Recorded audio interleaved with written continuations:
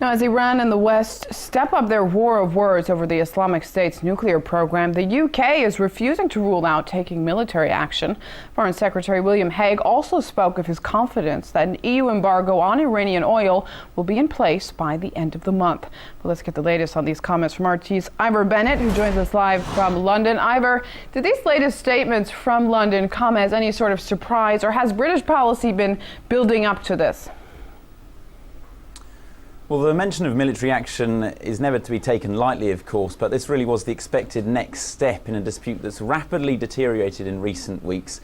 The mention that military action hasn't been ruled out, still on the table, has come from UK's Foreign Secretary William Hague. It's in response to Iran's refusal to halt its nuclear programme. It continues to enrich uranium, which Hague has mentioned as labelled as increasingly dangerous. For now, though, it's just a threat.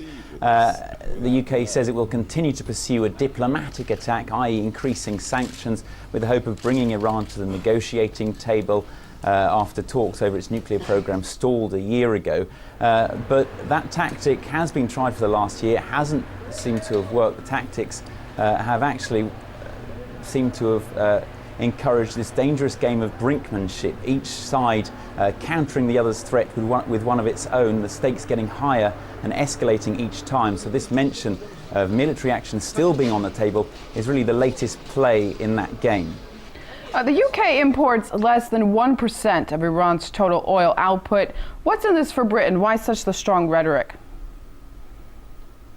Well, exactly. Its oil imports are just 1% from Iran. The rest of Europe, also similar levels. Italy is the most, just 7% of its oil imports come from Iran. So they've got that to play with there. They can, and so what they're doing is threatening to put an embargo on Iran's oil exports, and that's really the latest play in this game of threat and counter-threat that I mentioned, and William Hague mentioned that will hopefully be in place by the end of the month. But what's happened is that Iran has countered that threat with one of its own. It says it will close down the Strait of Hormuz, which is a crucial oil shipping lane. So whilst the Iran oil embargo won't have any detrimental effects on Britain's economy or Europe's, really, this play by Iran definitely could, shutting down this Strait of Hormuz, because a third of all seaborne oil trade goes through those straits, and that could increase oil prices and have a detrimental